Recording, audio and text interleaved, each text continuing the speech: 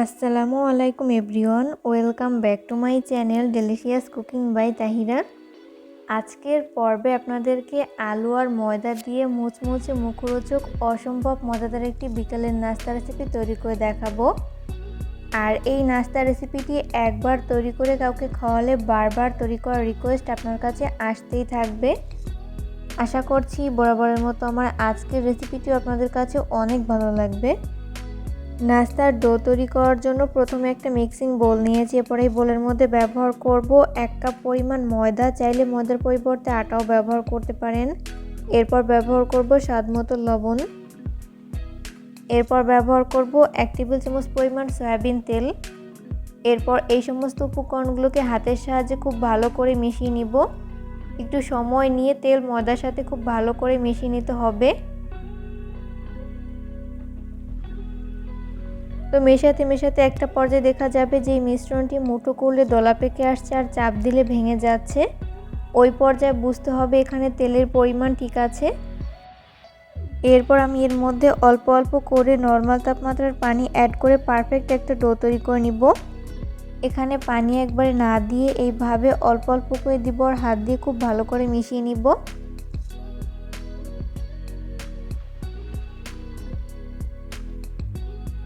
তো মেশাতে পারফেক্ট একটা ডো তৈরি করে নেওয়া হয়েছে। আর এই ডোটি তৈরি করতে আমার এখানে 1/3 কাপের মতো পানি লেগেছে, আপনাদের কম বা বেশি লাগতে পারে।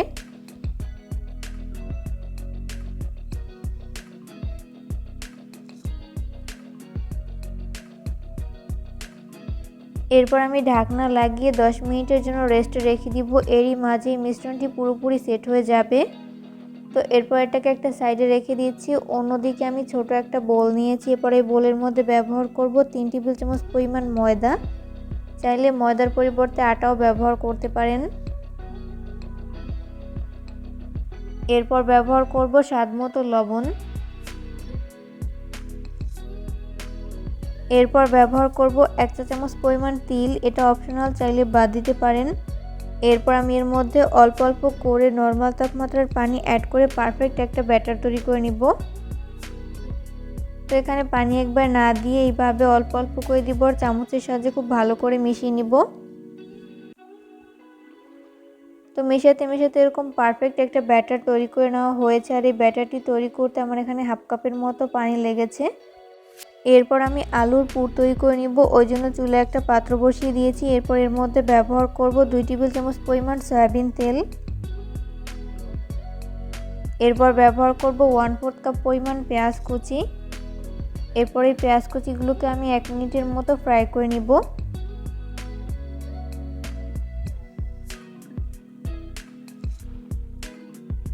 তো এই পর্যায়ে ব্যবহার করব 1 টেবিল চামচ পরিমাণ কাঁচামরিচ কুচি। এরপর আবারও খুব ভালো করে মিশিয়ে নিচ্ছি। তো এই পর্যায়ে আমি এর মধ্যে বাকি মশলাগুলো ব্যবহার করছি 1/2 চামচ পরিমাণ হলুদের গুঁড়া, 1/2 চামচ পরিমাণ মরিচের গুঁড়া, 1/2 চামচ পরিমাণ চাট মশলা, 1/2 চামচ পরিমাণ ভাজা জিরার গুঁড়া, স্বাদমতো লবণ। মশলাটা যাতে পুড়ে না যায় ওই জন্য আমি এখানে সামান্য পরিমাণ পানি ব্যবহার করছি। এরপর স্প্যাচুলার সাহায্যে খুব ভালো করে মিশিয়ে নিচ্ছি।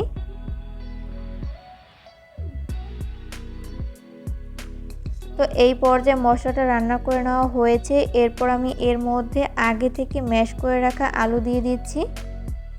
আমি মাঝারি সাইজে 2টা আলু অফ ক্যামেরায় সিদ্ধ করে এইভাবে ম্যাশ করে নিয়েছি। এরপর এই মশলাগুলোর সাথে আলুগুলো খুব ভালো করে মিশিয়ে নিচ্ছি।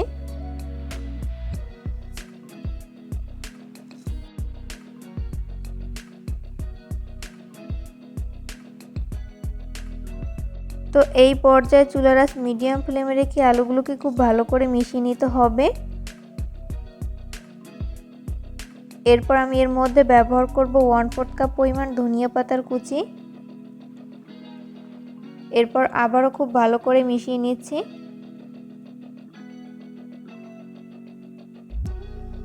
তো এই পর্যায়ে কিন্তু আলুর পুর তৈরি করে নেওয়া হয়েছে। এরপর আমি চুলা থেকে নামিয়ে নিব। 10 মিনিট হয়েছে। এরপর আমি ঢাকনা উঠিয়ে নিয়েছি। এরপরে ময়দার মিশ্রণটিকে আমি আরও কিছুক্ষণের জন্য মথে নিব।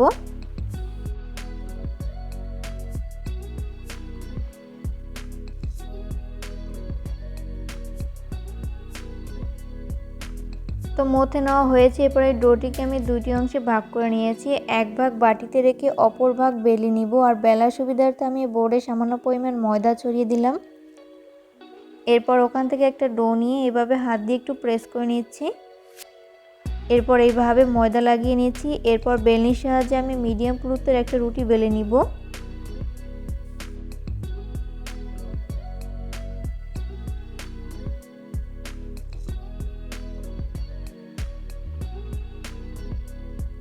তো এই পর্যায়ে মিডিয়াম পুরুত্বের একটা রুটি বেলে নেওয়া হয়েছে। এরপর নাস্তার শেপগুলোকে কেটে নেওয়ার সুবিধার্থে আমি এখানে একটা স্টিলের গ্লাস ব্যবহার করছি। এরপর গ্লাসের সাহায্যে এইভাবে রুটি কেটে নিচ্ছি। আপনারা চাইলে কিন্তু কুকি কাটারের সাহায্যেও কেটে নিতে পারেন, তবে স্টিলের গ্লাস যেহেতু আমাদের সবার বাড়িতে থাকে তাই আমি স্টিলের গ্লাস দিয়ে কেটে নিচ্ছি।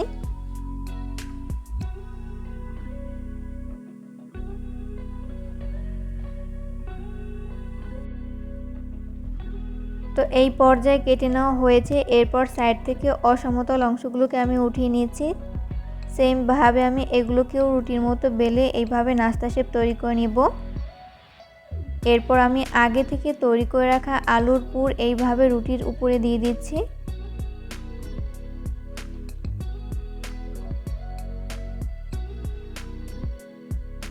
তো সেমভাবে আমি সবগুলো নাস্তার উপরে এইভাবে আলুর পুর দিয়ে দিচ্ছি। এরপর এইভাবে ভাঁজ দিয়ে নিচ্ছি।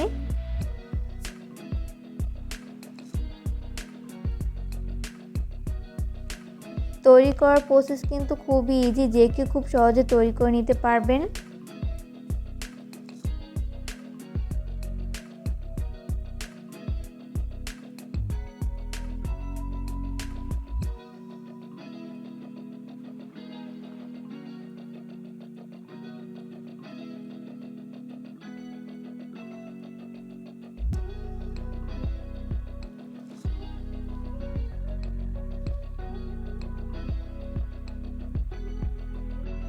তো সেমভাবে সবগুলো নাস্তা শেপ তৈরি করে নিয়েছি। এরপর এখান থেকে একটা নাস্তা শেপ নিয়ে আগে থেকে তৈরি করে রাখা ব্যাটারের মধ্যে দিয়ে দিচ্ছি।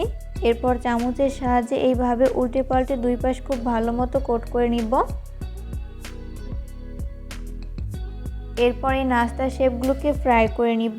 ওই জন্য চুলায় একটা ফ্রাই প্যান বসিয়ে দিয়েছি। এরপর যথেষ্ট পরিমাণ সয়াবিন তেল দিয়ে দিয়েছি। তেল যখন মিডিয়াম আঁচে গরম হবে ওই পর্যায়ে আমি একটি একটি করে নাস্তা শেপ দিয়ে দিচ্ছি।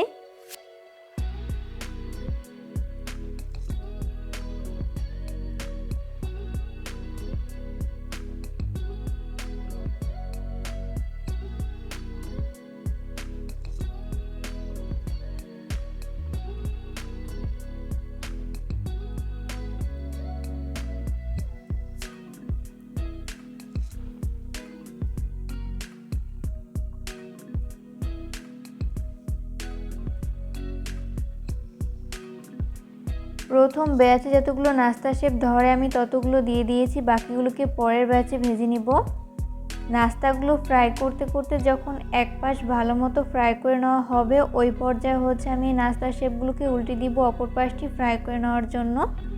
আর অবশ্যই চুলার আঁচ মিডিয়াম ফ্লেমে রেখে নাস্তা শেপগুলোকে ফ্রাই করে নিতে হবে, এতে করে দুই পাশ ভালো মতো কুকড হতে পারবে। কোনোভাবেই চুলার আঁচ হাই ফ্লেমে রেখে নাস্তা শেপগুলো ফ্রাই করা যাবে না, সেক্ষেত্রে উপর থেকে খুব দ্রুত কালার চলে আসবে, তবে ভেতরটা ভালো মতো কুকড হবে না, তাই লো আঁচে ভেজে নিতে হবে।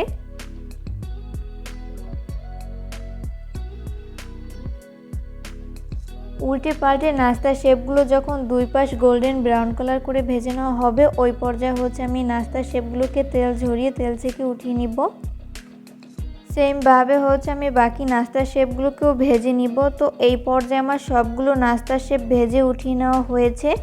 আমি এগুলোকে একটা নাস্তার প্লেটে তুলে নিয়েছি। আর এই নাস্তাগুলোকে আমি টমেটো সসের সাথে সার্ভ করেছি। চেষ্টা করেছি রেসিপিটি সহজভাবে শেয়ার করতে। আশা করছি আজকের রেসিপিটি আপনাদের কাছে অনেক ভালো লেগেছে। রেসিপি ফলো করে অবশ্যই বাসায় ট্রাই করবেন, দেখবেন পরিবারের ছোট থেকে বড় সবাই অনেক বেশি পছন্দ করবে আর অনেক মজা করে খাবে। ঝটপট বিকেলের নাস্তায় এই রেসিপিটি তৈরি করে পুরো পরিবারের মন জয় করে নিতে পারবেন। ভিডিও ভালো লাগলে অবশ্যই ফ্রেন্ডস অ্যান্ড ফ্যামিলিদের মাঝে শেয়ার করবেন। পরবর্তী ভিডিও দেখার আমন্ত্রণ জানিয়ে আজকের মতো এখানেই বিদায় নিচ্ছি। সবাই অনেক বেশি ভালো থাকবেন। আল্লাহ হাফেজ।